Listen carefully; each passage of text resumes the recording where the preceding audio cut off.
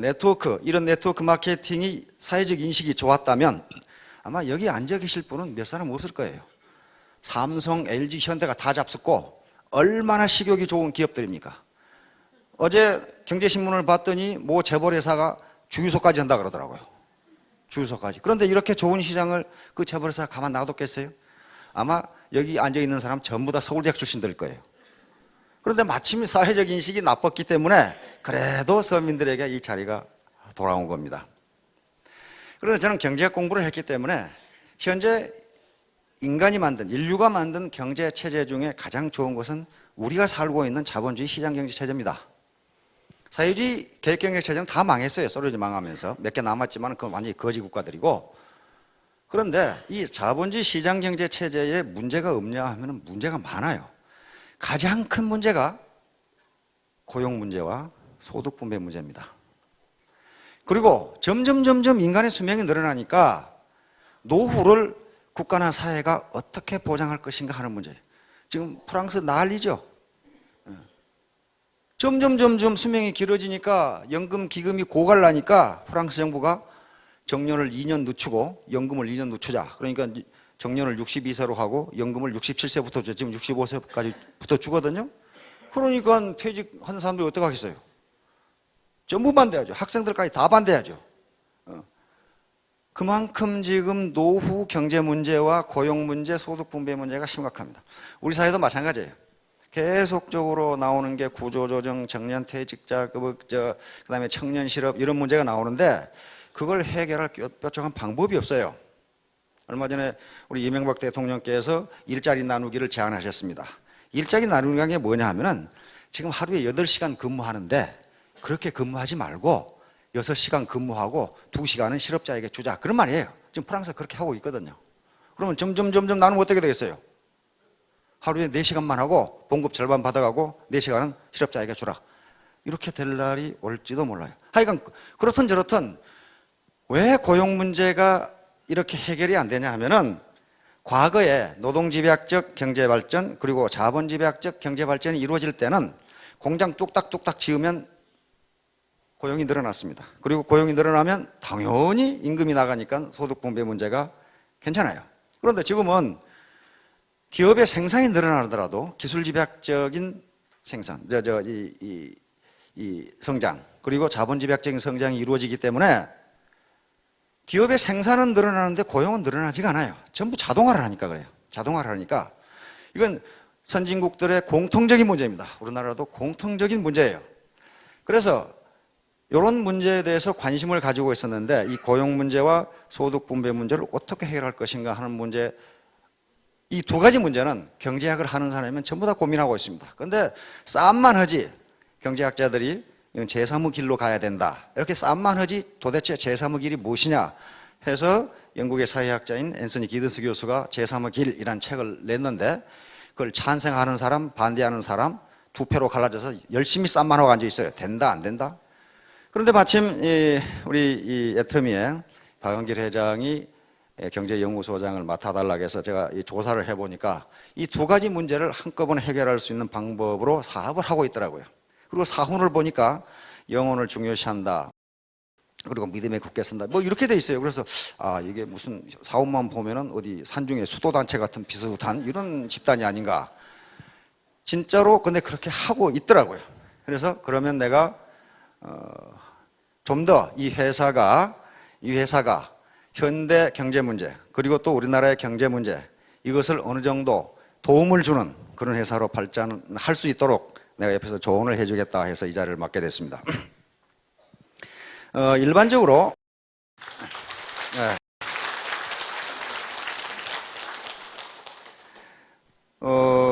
일반적으로 가치에는 가치라고 하는 것이 있는데 가치는 그 속성에 따라서 두 가지로 나눕니다. 하나는 본질적 가치라는 것이 있고 또 하나는 도구적 가치라는 것이 있습니다.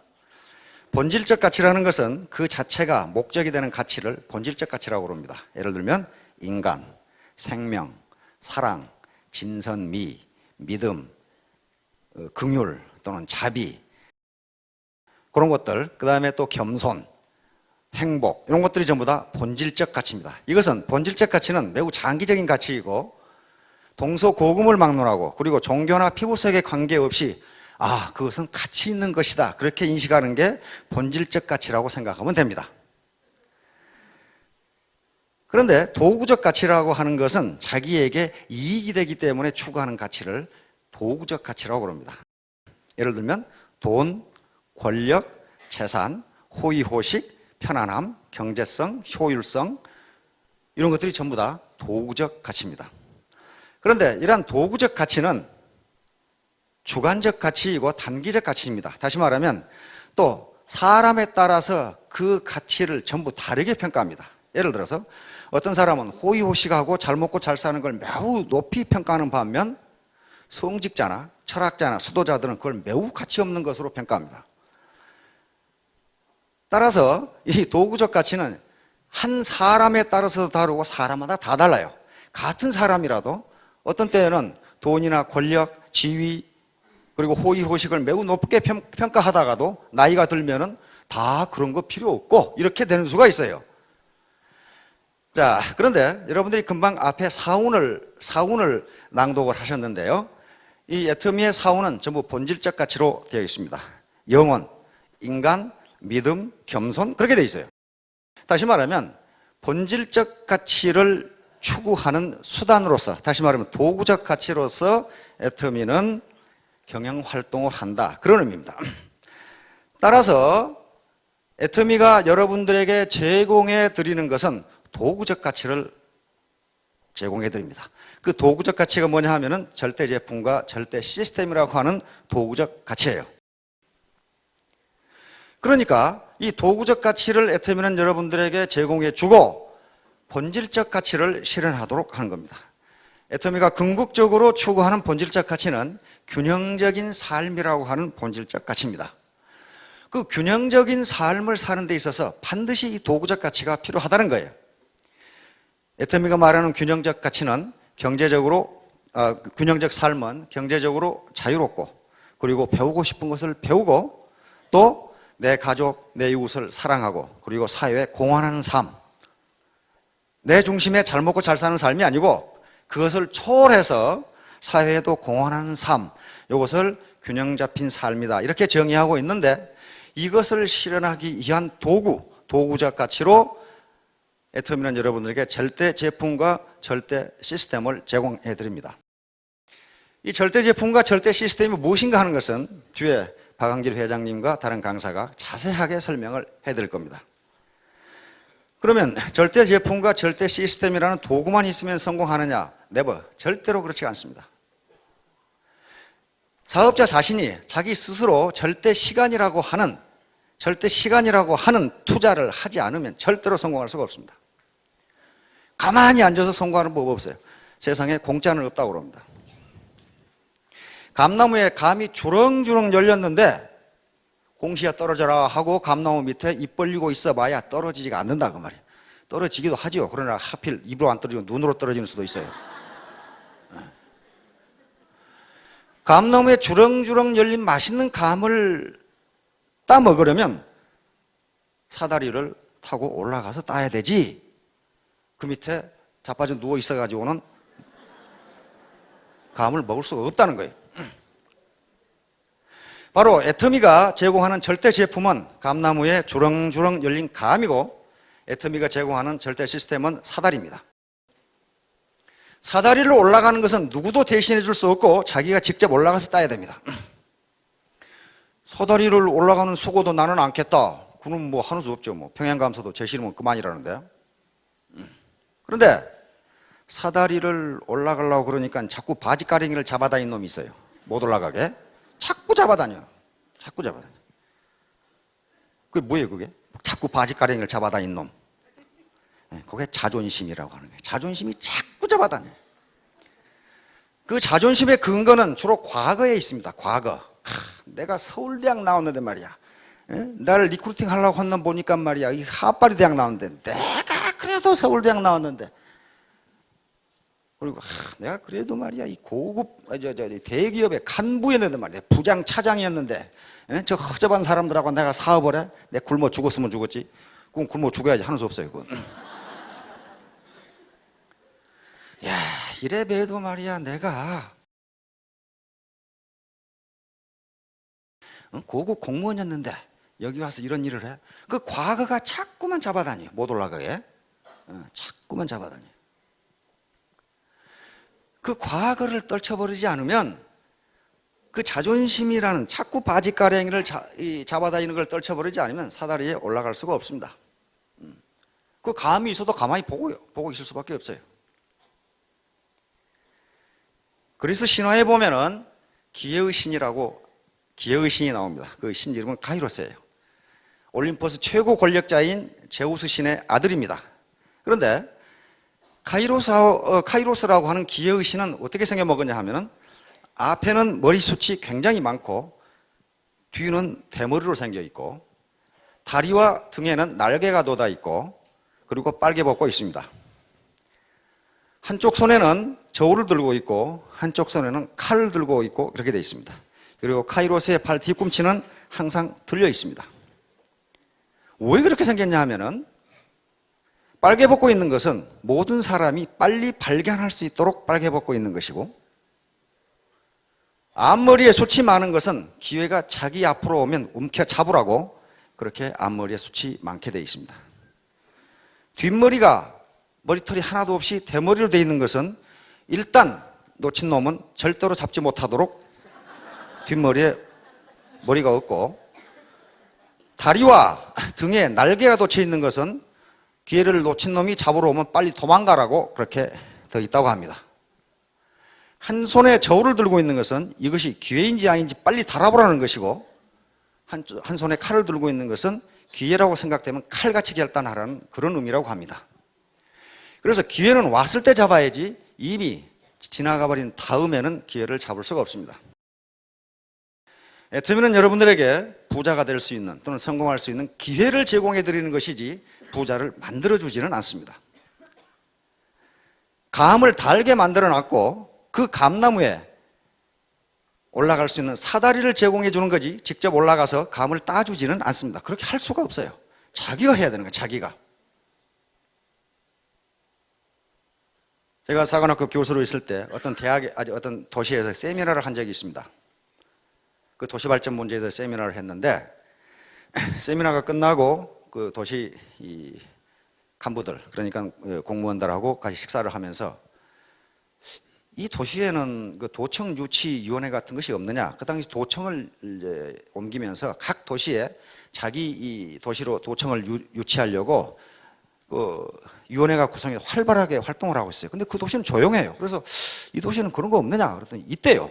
근데 있는데 왜 이게 활동이 그러느냐 그랬더니 안 된대요. 뭐 때문에 안 되냐 그랬더니 그 유치위원회에 모여서 회의를 하면 처음에 몇 마디 하다가 나중에 쌈박질이 벌어지는데 뭐 때문에 쌈박질이 벌어지냐면은 자기가 더 양반이라고 쌈박질이 벌어진다는 거예요. 그리고 자기 몇 대 조부가 뭐 영의정이었고 뭐 무슨 판서였고 그래가지고 서로 양반이라고 쌈박질 하다가 끝난다는 거예요. 그러니까 회의를 안 하는 게 낫다는 거예요. 그 몇 대조 할아버지가 영의정이면 그거 뭐합니까 그래. 그래서 그럼 그분들은 뭐 하느냐. 그분들은 지금 뭐 사회적 기여가 있느냐 그랬더니 전혀 그런 것이 없대요. 전혀 그런 것이 없다. 그러니까 현재 사회적 기회를 거의 전혀 못하고 있는 분들이 주로 과거 타령을 해요. 과거에 그래도 내가 뭐였다. 과거 타령은 미래를 살아가는 데 있어서 전혀 도움이 되지 않습니다. 지난번에 제가 간단히 말씀을 드렸는데 톨스토이라는 러시아 대문호가 쓴 마지막 책이 살아갈 날들을 위한 공부라는 책이 있어요. 산 날을 위한 공부가 아니고 앞으로 살아갈 날들을 위한 공부 그렇게 돼 있어요. 그 짧은 서문에 내가 인생을 살면서 인류에게 가장 내 사랑을 깊게 표현한 책이다 그래놨어요. 마지막 죽기 전에 쓴 책입니다. 거기에 뭐라고 돼 있냐면 세 가지 질문이 되어 있습니다. 당신에게 가장 중요한 때는 언제인가? 당신에게 가장 중요한 일은 무엇인가?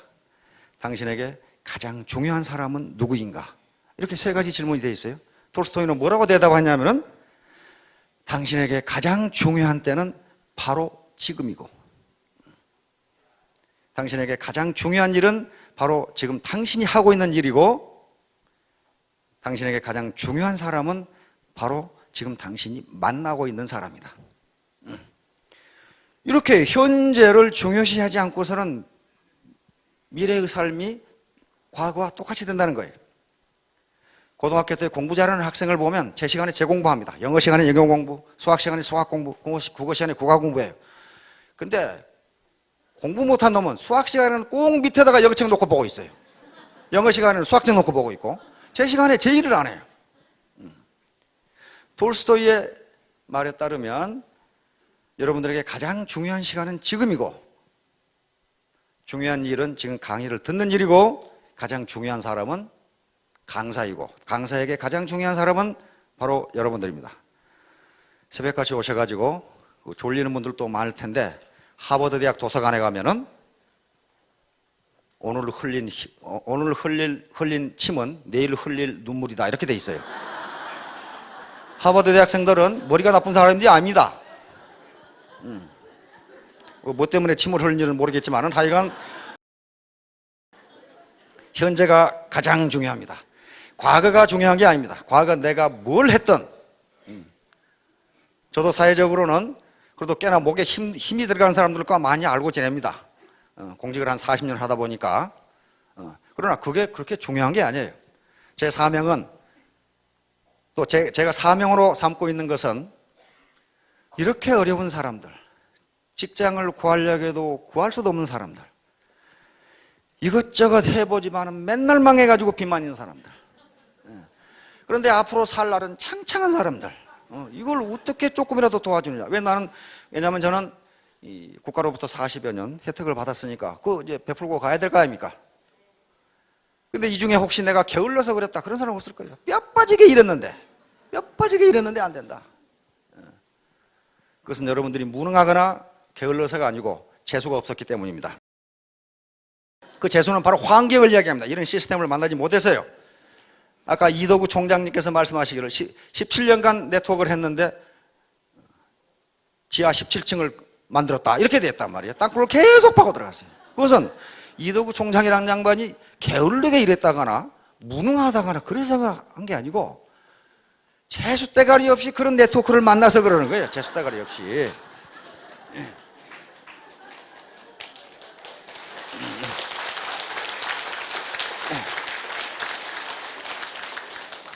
이 중에 뼈 빠지게 일을 했는데 칼국수집도 해보고 무슨 뭐 구멍가게도 해봤는데 안 됐다. 그건 재수대가리 없이 돈 안 되는 일만 했기 때문에 그래요. 그건 자기 잘못이 아닙니다. 환경이라고 하는 것이 그렇게 만들어집니다. 드미 시스템은 네트워크의 모범을 창조해 나가는 길이기 때문에 기존의 네트워크의 기법하고는 다릅니다. 네트워크의 새로운 기법을 창조해 나가는 중이니까 오히려 사회적 인식이 부정적으로 되어 있다는 것이 오히려 더 좋을지도 몰라요. 여러분들은 과거 그런 거 생각 마시고 어떻게 해서 우리 파트너가 됐든 누군가가 됐든 여기에 가보자고 해서 왔는데 그것이 찬스가 됐고 재수가 됐습니다. 재수 없는 놈은 뒤로 넘어져도 코가 깨지고, 재수 좋은 놈은 쇠똥에 미끄러져도 이쁜이 치마 밑으로 넘어진다고.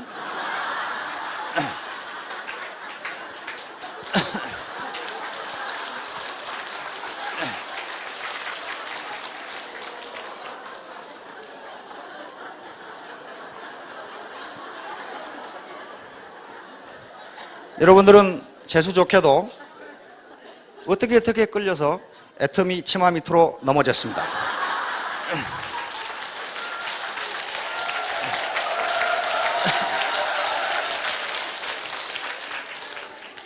이것이 기회이고 찬스니까 기회의 신 카이로스가 도망가기 전에 빨리 앞머리를 틀어잡고 경제적 자유를 얻는 큰 성공을 이루기 바랍니다. 감사합니다.